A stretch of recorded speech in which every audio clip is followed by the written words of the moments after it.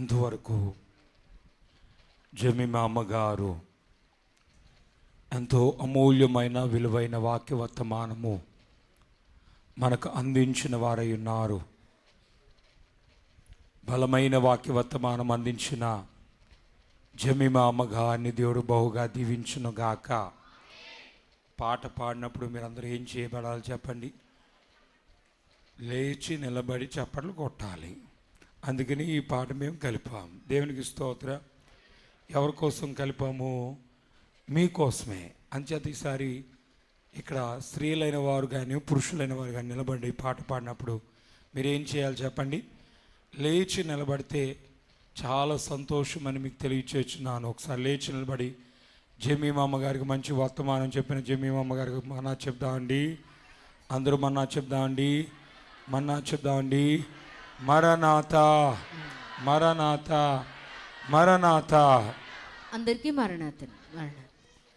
చప్పలు కొడదామని గట్టిగా. దేవునికి మహిమ కలుగును గాక. బైబిల్ మిషన్ షకీనా స్వస్థత చాలా చప్పట్లు కొట్టట్లేదు మీరు. బైబిల్ మిషన్ చప్పట్లు కొట్టట్లేదు మీరు. చెప్పమంటారా అలాగా?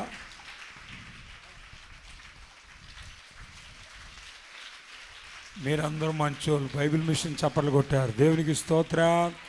హల్లెలూయా హల్లెలూయా. అందరూ కలిసి ఒక పల్లవి చరణం పాడుకుందాము. తన పోలికను నరుని చేసిన తండ్రికి జయము. తన పోలికను నరుని చేసిన తండ్రికి జయము. తాను దేశించినది తాను దేశించినది నిష్ఫలము కాని తండ్రికి జయము. సర్వలోక ప్రభువునకు సంపూర్ణమై నా జయము. సంపూర్ణమై నా జయము. సంపూర్ణమై నా జయము. దేవుని యొక్క సిలువ మీ మనస్సులలో ముద్రించబడి దేవుని యొక్క శక్తిని అనుభవించుదురుగాక. దేవుని స్తుతిస్తూ మీ స్థలాల్లో కూర్చోనండి. యేసు ప్రభువారు సిలువ ఎక్కి 3:30 గంటలు కావచ్చుచున్నది. ఆయన సిలువని ధ్యానము చేద్దాం. కల్వరి గిరి కొండ మీద గొల్గొతా మెట్ట మీద యేసు ప్రభువారు సిలువను ఉన్నారు. మధ్యాహ్నము మొదలుకొని 12 గంటల నుండి ఆ దేశమంతా ఏమైంది చెప్పండి? చీకటి కమ్మింది. దేవునికి స్తోత్రం. అమ్మా, ఒక్కొక్క నిమిషం దేవుని ధ్యానము చేయండి, ఆయన స్మరణ చేయండి, ఆత్మీయమైన పాటలు వాక్యములు ధ్యానము చేయండి, మీ మనస్సులో దేవుని స్తుతించండి.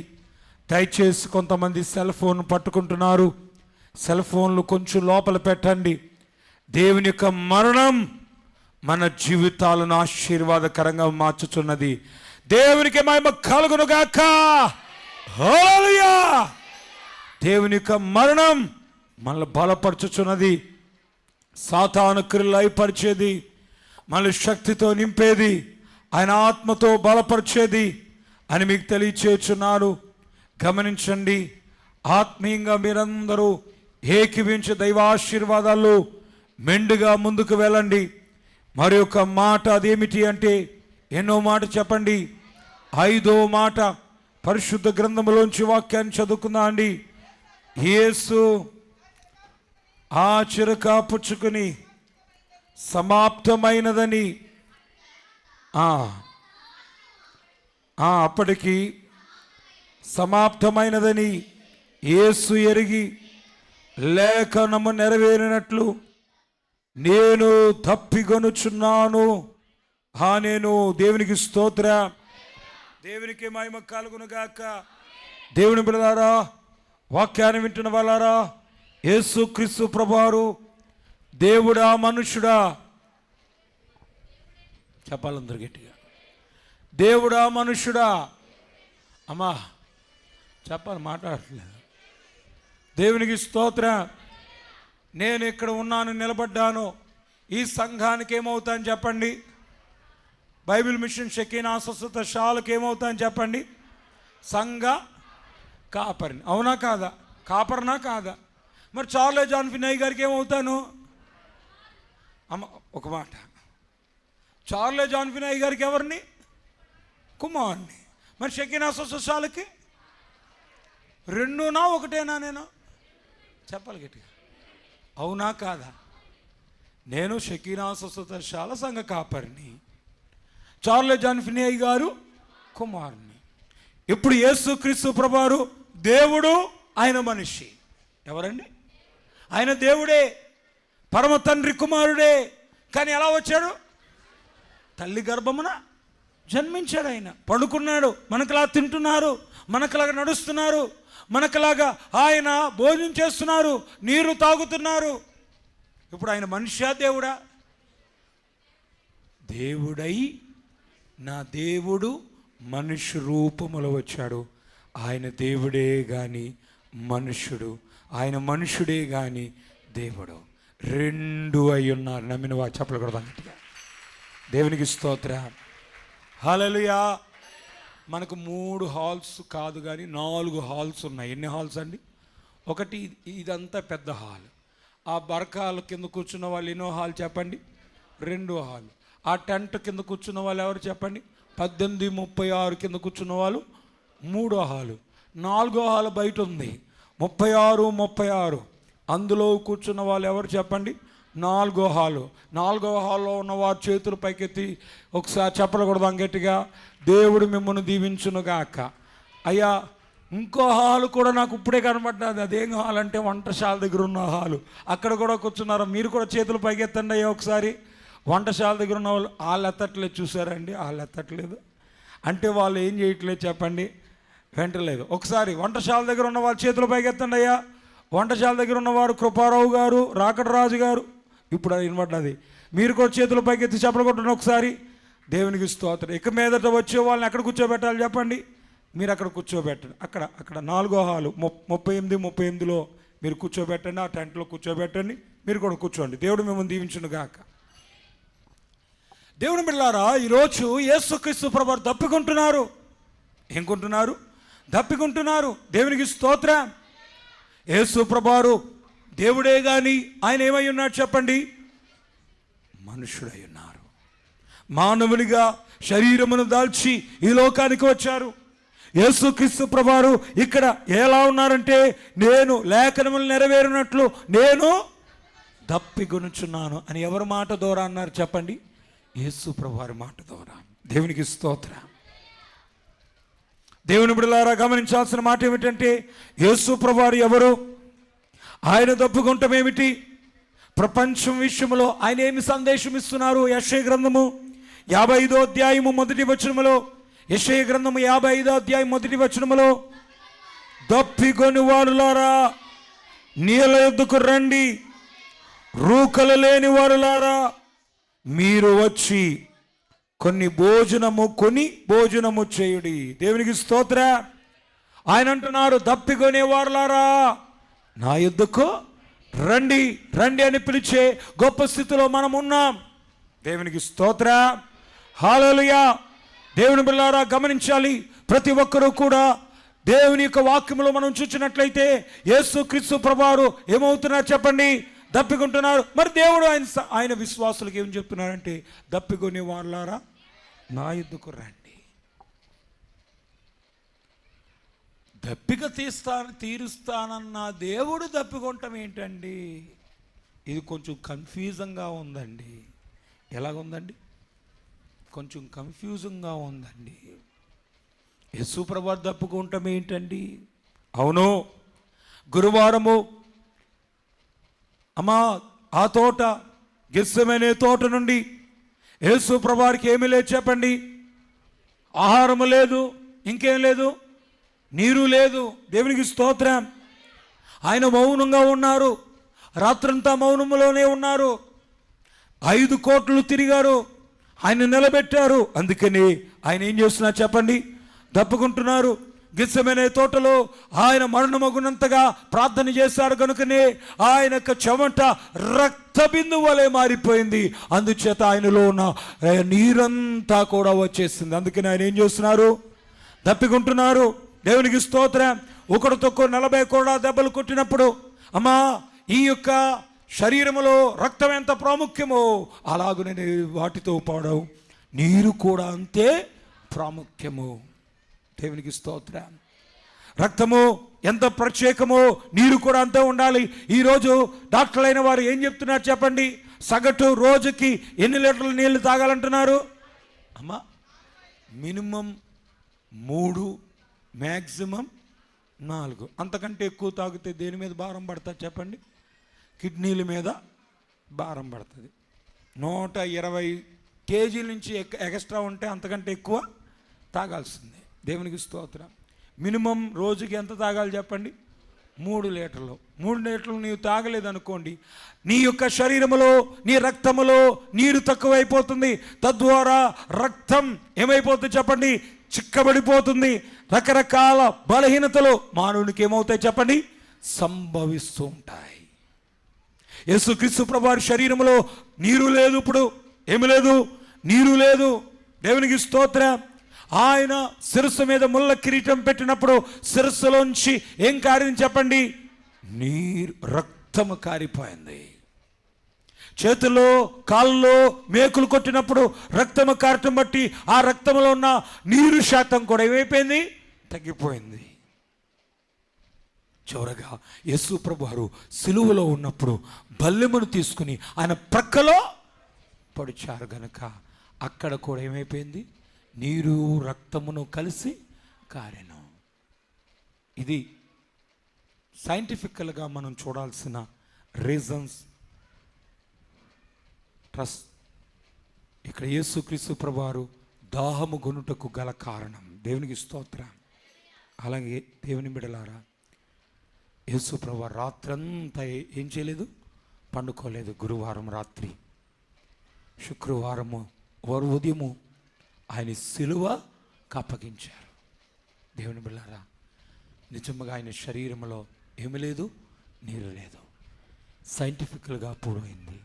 కానీ దేవుని బిడ్డలారా, ఆయనలో నీరు లేకపోవటం ఏంటి? ఒక్కసారి ఆయన దేవుడుగా మనం చూస్తే, దేవుని బిడ్డలారా గమనించినట్లయితే తల్లి అయిన హాగరు ఇష్మాయేలు చనిపోతుంటే ప్రార్థన చేయగా దేవుడు దూతను పంపి ఆ యొక్క కుమారుని బతికించడానికి ఏమిచ్చాడు? నీరిచ్చిన దేవుడు కదా. సంసోను 1000 మందిని గాడిద యొక్క దవడ ఎముకతో చంపివేసినప్పుడు దాహముతో మరణిస్తుండగా దేవుని బిడ్డలారా నీటి ఊటను ఇచ్చిన దేవుడే. ఆయన మరణించమేమిటి? దేవుని బిడ్డలారా అరణ్యములో ఇశ్రాయేలులైన వారు ఆ యొక్క నీరు లేకపోయినప్పుడు దేవుడు మోషేతో చెప్పి ఆ కొండలోంచి ఆ బండలో నుంచి నీరు ఇచ్చిన దేవునికి ఆయన నీరు లేకపోవడం ఏమిటి? దేవునికి స్తోత్రం. దేవునికి మహిమ కలుగునుగాక. ఆయన నోటి మాట ద్వారా నీరు కలుగుగాక అనగానే నీరు కలిగిందే, జీవ జలముల ఊట కలిగిందే. దేవునికి స్తోత్రం. దేవుని బిడ్డలారా ఆ యొక్క స్త్రీ ఎవరు? ఆ స్త్రీ అంటే దేవుని బిడ్డలారా పరిశుద్ధ గ్రంథంలో మనం చూసినట్లయితే సమరయ స్త్రీతో దేవుడు మాట్లాడుతున్నప్పుడు, ఇదిగో నేనించు నీరు తాగువాడు ఎన్నడను దప్పికొనడు. దేవునికి స్తోత్రం. హల్లెలూయా అన్న దేవుడే ఇప్పుడు దప్పికొంటమేమిటి? దేవునికి స్తోత్రం. దేవునికి మహిమ కలుగునుగాక. ఈ రోజున అన్ని విధాలుగా గొప్ప ఏర్పాట్లు చేసిన దేవుడు ద్రాక్షారసం అయిపోతే ఈ రాతి బాణలను నీటితో నింపుడని చెప్పి చేతులెత్తి ఆశీర్వదించగా అదేమైపోయింది చెప్పండి? మధుర ద్రాక్షరసంగా అయిపోయింది.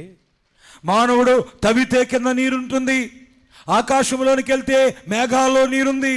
ప్రతి మనుషుల్లో కూడా ఏముంది చెప్పండి? నీరు ఉంది. మానవునికి శరీర లో ఏముంది చెప్పండి? నీరు శాతం ఉంది. ఇదంతా ఎవరి సృష్టి? ఎవరి సృష్టి? ఎవరి సృష్టి? దేవునికి స్తోత్రం. హల్లెలూయా. దేవునికి మహిమ కలుగునుగాక. ఇదంతా ఎవరి సృష్టి చెప్పండమ్మా? దేవునికి స్తోత్రం. హల్లెలూయా. ఇప్పుడు ఆ సృష్టికర్తకు ఏమైంది చెప్పండి? దాహము. ఆ దేవునికి దాహం ఏమిటండి? ఏంటి దేవునికి దాహం ఏమిటి? ఆ గొప్ప దేవునికి దాహం వేస్తే ఏం తెచ్చారు చెప్పండి? చేదు చిరక. దేవునికి స్తోత్రం. అవును, చేదు చిరక. పస్కా పండుగ నాడు దేవుని బిళ్ళారా నిర్గమ 12:8 చేదు కనబడుతుంది. సంఖ్య 9:11 చేదు కనబడుతుంది. సంఖ్య 5:18 చిరక కనబడుతుంది, చేదు కనబడుతుంది. సామెతలు 5:4 చేదు కనబడుతుంది. నీ కోసం నా కోసం యేసు ప్రభువారు చేదును అనుభవించారు. ఇప్పుడు నువ్వు నేను దేవునికి ఇక మీదట చేదునివ్వకూడదు. ఏమివ్వాలి చెప్పండి? మంచినివ్వాలి. ఆయన దాహం ఎందుకు వేస్తున్నాడంటే మొట్టమొదటిగా నువ్వు నేను కూడా ఏం పొందాలి చెప్పండి? రక్షణ పొందాలి. నమ్మిన వారు చెప్పకూడదు గట్టిగా. యేసునందే రక్షణ మనకు, హల్లెలూయా. శ్రీ యేసునందే నిత్య జీవం. హల్లెలూయా. 2 హాల్లో ఉన్నవారు చెప్పలు కొట్టాలి. యేసునందే రక్షణ మనకు, హల్లెలూయా. శ్రీ 3 హాల్లో ఉన్నవారు చెప్పలు కొట్టాలి. జీవం, హల్లెలూయా. 4 హాల్లో ఉన్నవారు హల్లెలూయా. రాజులకు రాజు యేసు, హల్లెలూయా. ఆ ప్రభులకు ప్రభు యేసు, హల్లెలూయా. ఆ ప్రభులకు ప్రభు యేసు, హల్లెలూయా. యేసునందే రక్షణ మనకు, హల్లెలూయా. శ్రీ యేసునందే నిత్య జీవం, హల్లెలూయా. దేవునికి స్తోత్ర. దేవుని బిడ్డలారా, ఈరోజు దేవుని యొక్క దాహం ఏమిటి అంటే నీవు నేను కూడా ఏం పొందాలి చెప్పండి? రక్షణ పొందాలి. రక్షణ పొందటమే యేసు ప్రభువారి యొక్క దాహం. దేవునికి స్తోత్ర. దేవుని బిళ్ళారా, వాక్య గ్రంథములో సామెతల గ్రంథం 31వ అధ్యాయము 6వ వచనంలో మనం చూసినట్లయితే,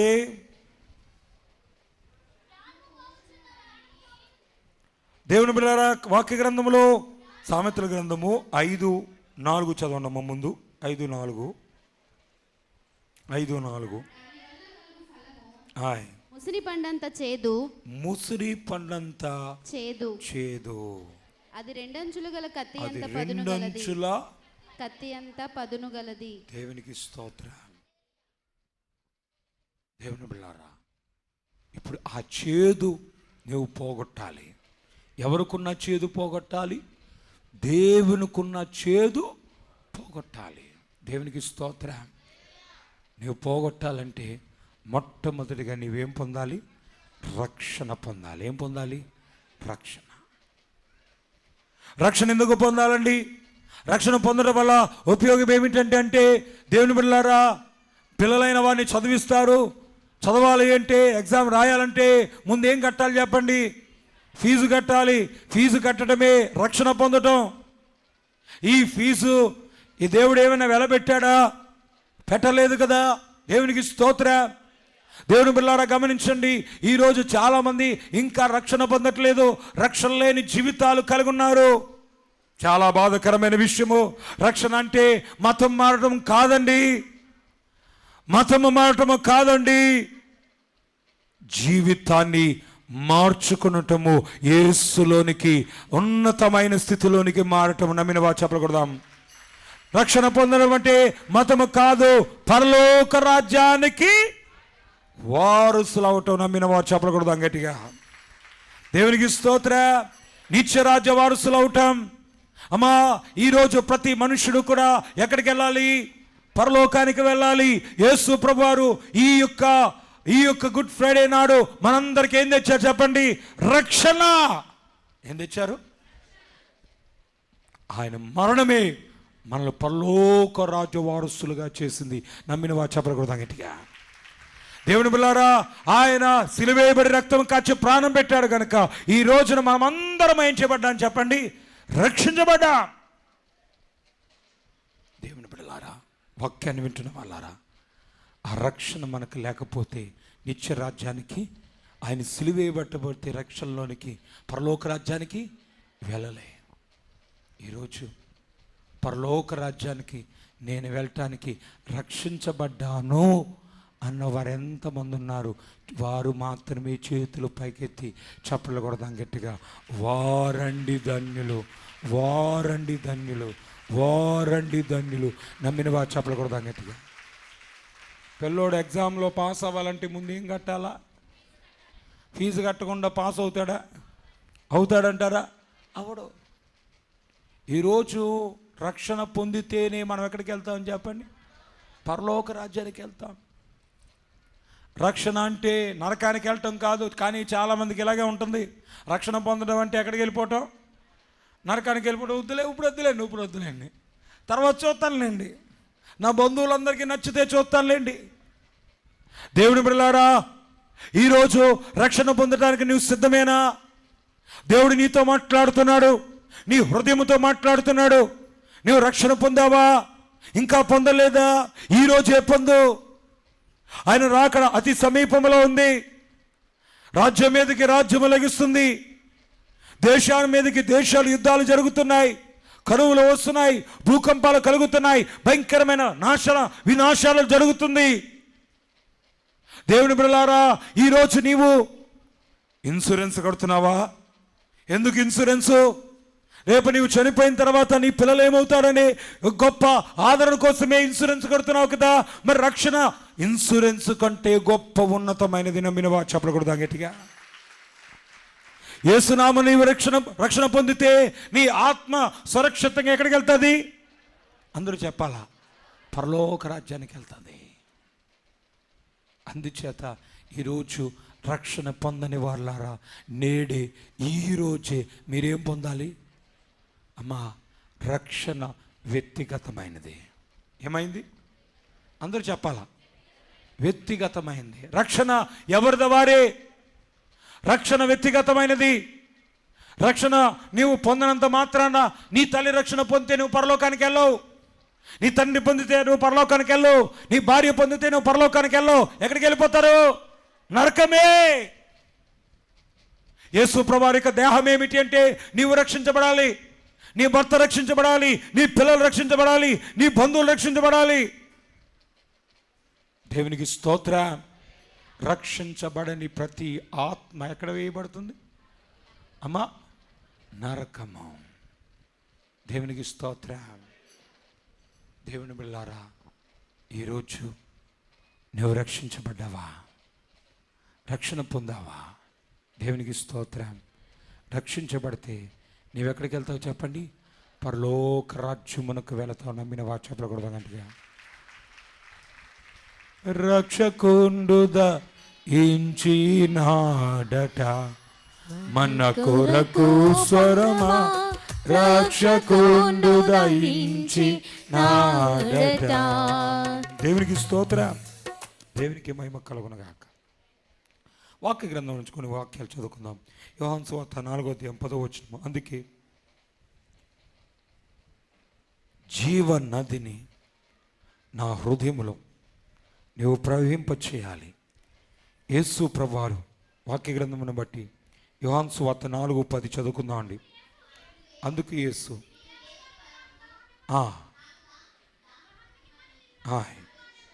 అడుగుచున్నావు. చదవండి దేవుని యొక్క వాక్యము. యోహాను సువార్త 4:10. అందుకు యేసు, నీవు దేవుని వరమునకు నాకు దాహము కిమ్మని నిన్ను అడుగుచున్న వాడెవడో అది ఎరిగి ఉంటే నీవు ఆయనను అడుగుదువు, ఆయన నీకు జీవజలము ఇచ్చునని ఆమెతో చెప్పిన. యేసు ప్రభువారు ఎద్దుకు వచ్చుచున్న వాళ్ళారా, యేసు ప్రభువారి దగ్గరికి వస్తే దేవుడు మీకు ఏమిస్తాడు చెప్పండి? జీవజలములు ఇస్తాడు, నిత్య రాజ్యమునిస్తాడు, శాశ్వత రాజ్యాన్ని ఇస్తాడు, ఉన్నతమైన రాజ్యమునిస్తాడు. దేవునికి స్తోత్రం. నిత్య జీవంలోనికి నడిపిస్తాడు. దేవుడు మిమ్మల్ని బలపరుస్తాడు. దేవునికి మహిమ కలుగునుగాక. దేవుని బిడ్డలారా, వాక్య గ్రంథంలో యోహాను సువార్త 7:37 మనం చూసినట్టయితే, యోహాను సువార్త 7 37వ వచనంలో చూసినట్లయితే ఆయ్ ఆ పండుగలో మహాదినమైన అంత్య దినమున యేసు నిలిచి ఎవడైనను తప్పుకొని ఎడల నా యొద్దకు వచ్చి తప్పి తీర్చుకొనవలెను.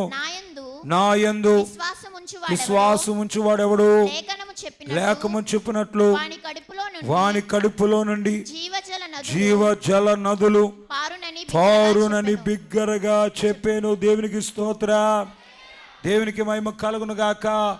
ఇప్పుడు రక్షణ పొందటమే ఆయనకు ఉన్నతమైన దాహము తీర్చుట. జీవజలములు ఎక్కడున్నాయంటే ఆయన రక్షణలో ఉన్నాయి. నమ్మిన వారు చెప్పకూడదా గట్టిగా? దేవునికి స్తోత్ర, హల్లెలూయా. రెండవదిగా ఆయన ఏమి దప్పికుంటున్నాడంటే నువ్వు ఆత్మీయతలో నడవాలని దప్పికుంటున్నాడు. దేవునికి స్తోత్ర. ఆయన దప్పిక ఏమిటంటే లోకము నుండి నిన్ను తప్పించి ఆయన నిత్య రాజ్య వారసులుగా చేయాలని. దేవునికి మహిమ కలుగును గాక. దేవుని బిడ్డలారా, ఈ రోజున చాలామంది దప్పుకుంటున్నారు. దప్పిగా అనేది ఉన్నది. దేవునికి స్తోత్రం. దాహం అనేది ఉంది చాలామందికి. ఎలాంటి దాహాలు ఉన్నాయి? లోక సంబంధమైన దాహాలు ఉన్నాయి. అమ్మా, ఏం దాహం? ధనాశ అనే దాహం. ఏ దాహం చెప్పండి? ధనాశ, ధన అనే దాహం. రెండవది అధికార దాహం. ఏ దాహం చెప్పండి? అధికార దాహం. మూడవది పాపపు దాహం. ఈ దాహముతో మనుషులు ఏం చేస్తున్నారు చెప్పండి? కొట్టుమిట్టాడుతున్నారు. మనుషులు ఈ దాహముతో ముందుకెళ్తున్నారు.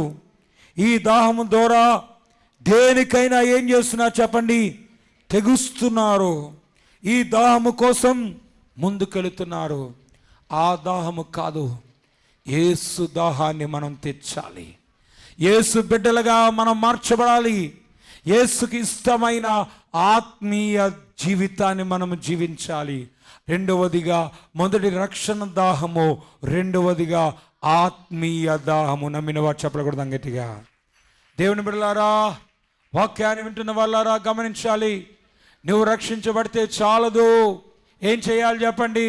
మా ఓడికి ఫీజు కట్టేశానండి అంటే సరిపోతుందా? ఏం చేయాలి? ప్రతిరోజు పుస్తకాలు కలిగిన బ్యాగ్ ఇచ్చి ఎక్కడికి నడిపించాలి? స్కూల్కి నడిపించాలి. మా ఓడికి ఫీజు కట్టేశానండి, ఇంకా మా ఓడి చదివేసుకున్నట్టే అని అంటే కుదరదు. దేవునికి స్తోత్రం. వారిని ప్రతిరోజు ఏం చేయాలి చెప్పండి? స్కూల్కి నడిపించాలి. స్కూల్లో పాఠాలు చదవాలి. దేవుని బిడ్డలారా, నీవు ఆత్మీయంగా ఎదగాలి. నమ్మిన వారు చెప్పకూడదు గట్టిగా. దేవునికి స్తోత్రం. ప్రతిరోజు నువ్వేం చదవాలి చెప్పండి? వాక్యము చదవాలి. ప్రతిరోజు నువ్వేం చేయాలి? ప్రార్థన చేయాలి. ప్రతిరోజు నువ్వేం చేయాలి? క్రమాలు చేయాలి. దేవునికి స్తోత్రం. ప్రతిరోజు నువ్వేం చేయాలి? మోకాళ్ళ మీద ఉండి ఏం చేయాలి చెప్పండి? ప్రార్థన చేయాలి. నమ్మిన వారు చెప్పకూడదు గట్టిగా. దేవునికి స్తోత్రం. దేవునికి మహిమ కలుగును గాక. దేవదాసయ్య చెప్తున్న మాట ఏమిటి అంటే, మంచము దిగగానే మొదట వంట గదిలోనికి వెళ్ళి వంట ప్రారంభించుట, సెల్ ఫోను పట్టుకు సోషల్ మీడియాలోని అన్ని రీల్స్ నోటిఫికేషన్స్ చూచుట. అంతేనంటారా? మరి ఏంటిదండి? మంచము దిగగానే ఏం చేయాలి? అమ్మా, ఈరోజు విశ్వాసులమని చెప్పుకుంటున్నారు, పేర్లు పెట్టుకుంటున్నారు, కానీ ఆత్మీయ జీవితం లేదు. ప్రతి ఆదివారం మందిరానికి రావటం లేదు. దేవుళ్ళు వెంబడించట్లేదు. ఆత్మీయతలో ముందుకు వెళ్ళటం లేదు. పరిశుద్ధమైన జీవితాన్ని జీవించటం లేదు. దేవుని బిడ్డలారా, గమనించాల్సిన మాట ఏమిటంటే, నీవే దేవుని యొక్క ఆత్మీయ జీవితాన్ని కలిగి ఉండాలి. ప్రతిరోజు నీ మొక్కకు నీరేస్తేనే అదేమవుతుంది? అమ్మా, దేవునికి స్తోత్రం. ఫస్ట్లో పెళ్ళైనప్పుడు జమీమా అమ్మగారికి మొక్కలంటే చాలా ఇష్టం. ఈ మొక్క కొనాలా ఆ మొక్క కొనాలా అనేవారు. వెళ్ళినప్పుడు ఈ మొత్తానికి గిఫ్ట్ ఇచ్చిన మొక్కలు కనబడేవి కాదు, కానీ కొనే మొక్కలు మట్టుకు ఏం చేసేవి చెప్పండి, ఉండేవి. అప్పుడు అమ్మగారు ఆదివారాలు ఎక్కడికి వచ్చేవారు కాదు చెప్పండి, సన్నిధికి వచ్చేవారు. గణపవరంలో ఉండేవారు. ఎప్పుడైనా వైజాగ్ వెళ్ళేటప్పుడు నాతో ప్రత్యేకంగా చెప్పేవారు, ఏమండి మీరు మొక్కలకి ఏం చేయండి, నీళ్ళు పోయండి, మర్చిపోద్దే నీళ్ళు పోయండి అని చెప్పేవారు. అలాగే పోస్తాను అనేవాడిని. మళ్ళీ అమ్మగారు వెళ్ళి వైజాగ్కి వెళ్ళి వాళ్ళ అమ్మగారు నాన్నగారి ఇంటికి వెళ్ళి అక్కడ ఉండి వారం రోజుల్లో 2 వారాల్లో తిరిగి వచ్చేటప్పటికి ఈ మొక్కలు ఏమైపోయాయి చెప్పండి. అంతే. మొక్కలకి ఎలాగైతే నీళ్లు పోయకపోతే ఎండిపోతాయో, దేవుని బిడ్డలారా ఓ విశ్వాసి, నీవు కూడా ప్రతి దినము కూడా నీరు అనే ప్రార్థన, దేవుని బిడ్డలారా కావలసిన వాక్యము క్రమాలతో దేవుళ్ళు నీవేమవ్వాలి చెప్పండి, బలపరచబడాలి. ఈ రోజున ప్రతి దినము నువ్వు ప్రార్థన చేస్తున్నావా, వాక్యము చదువుతున్నావా, క్రమాలు చేస్తున్నావా? క్రమాలు చేయకపోతే బైబిల్ మిషన్ విశ్వాసమే కాదు. నువ్వు ప్రార్థన చేయకపోతే క్రైస్తవుడవే కాదు. ఇలాంటి వారు ఎక్కడికి వెళ్ళరు చెప్పాలి గట్టిగా. ఆ 4వ హాల్లో ఉన్నవారు ఎక్కడికి వెళ్ళరు? 3వ హాల్లో ఉన్న వాళ్ళు చెప్పాలి ఎక్కడికి వెళ్ళరు? మీ నోట్లో చెప్పించాలండి. 2వ హాల్లో ఉన్నవారు ఎక్కడికి వెళ్ళరు? ఇలా ప్రార్థన వాక్యము క్రమాలు చేయకపోతే ఎక్కడికి వెళ్ళరు చెప్పండి. ఎక్కడ ఉన్న వాళ్ళు చెప్తున్నారు, అక్కడ ఉన్న వాళ్ళు చెప్పట్లేదు నాకు. దేవునికి స్తోత్ర. కానీ మీరందరూ మంచోళ్ళండి.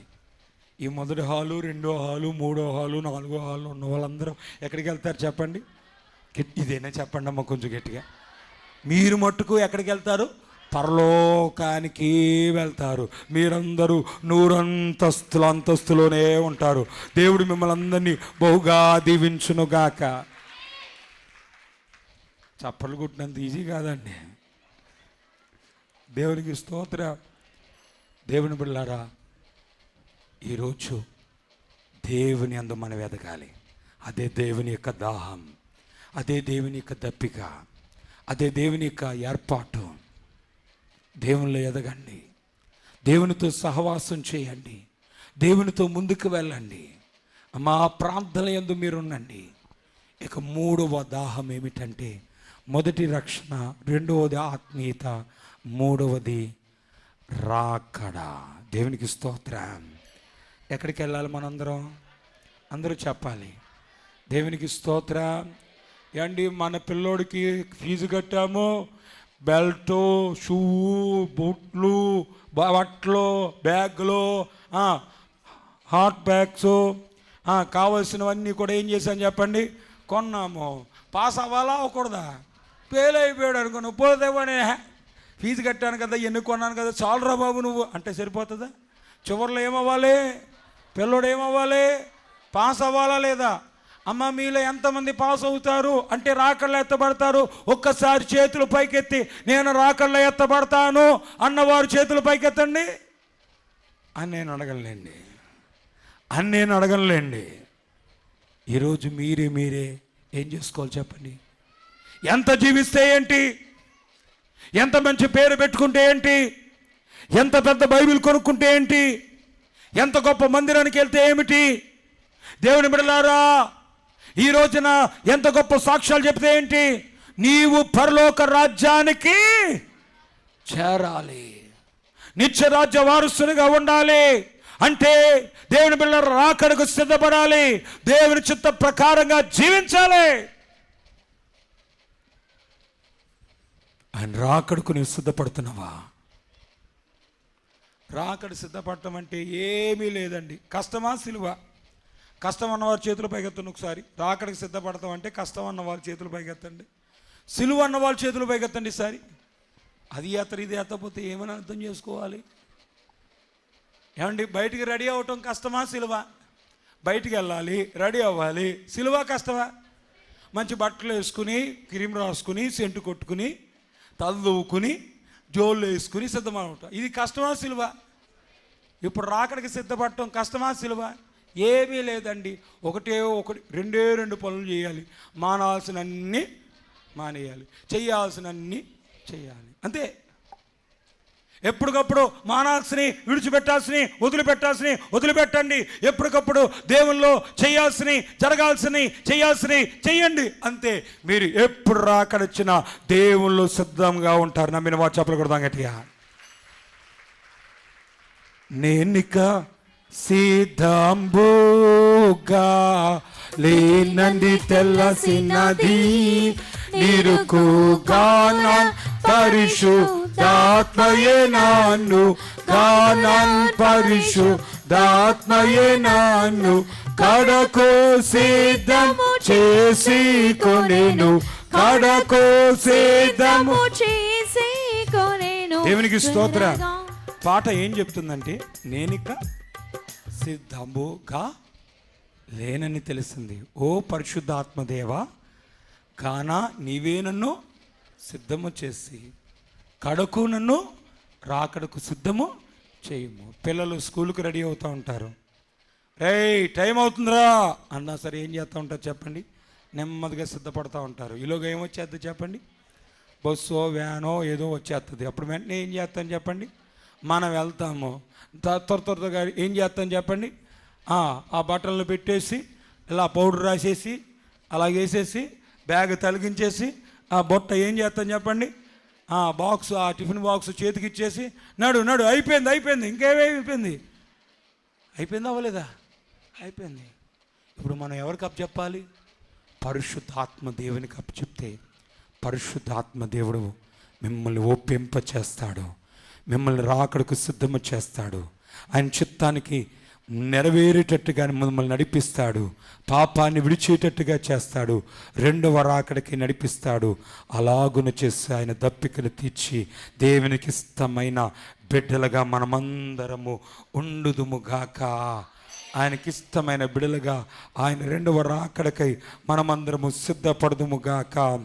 ఆయనకి ఇష్టమైన బిడ్డలుగా మనమందరము ఆయన రెండవ రాకడలో ఆయత్తపరచబడదుముగాక. మనం ఆయన దాహము తీరే వారిగా ఉందుముగాక.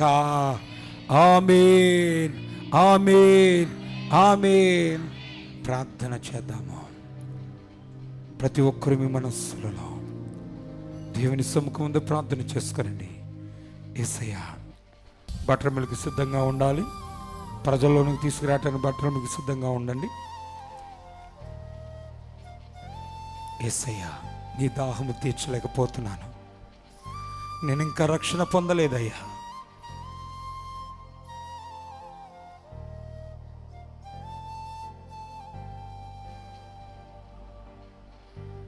నేను ఇంకా రక్షణ పొందలేదు, నీ దాహము తీర్చట్లేదు ప్రభువా.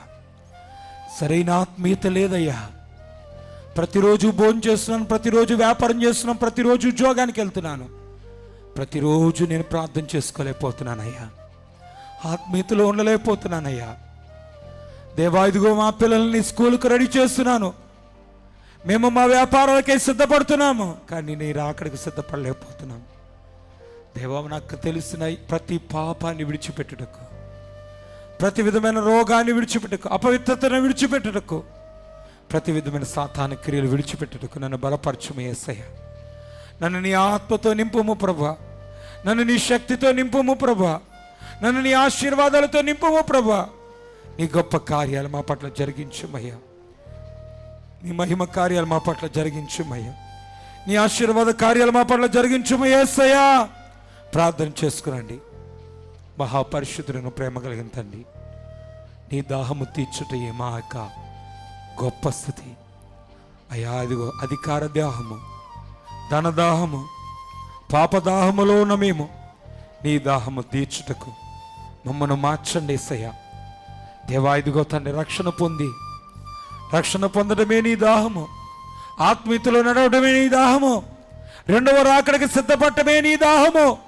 అట్టి దాహము తీర్చేవారిగా, అట్టి సిద్ధపాటు కలిగిన వారిగా, ఆత్మీయత కలిగిన వారిగా మమ్మల్ని చేసి బలపరిచి నడిపించమని యేసుక్రీస్తు పరిశుద్ధ పుణ్యనామమున వేడుకొంచున్నాము మా పరమ తండ్రి. నీ దాహమును తీర్చి నీ పరలోక రాజ్య వారసులుగా ఉండే కృపను దయచేయము తండ్రి. నిత్యము నీతో ఉండి జీవవృక్ష ఫలములు, జీవజలములు మరుగయ్యున్న మన్నాను తినే గొప్ప భాగ్యమును నీవు మాకు ప్రసాదించుము తండ్రి. ఆమేన్. మరణాత మరణాత మరణాత.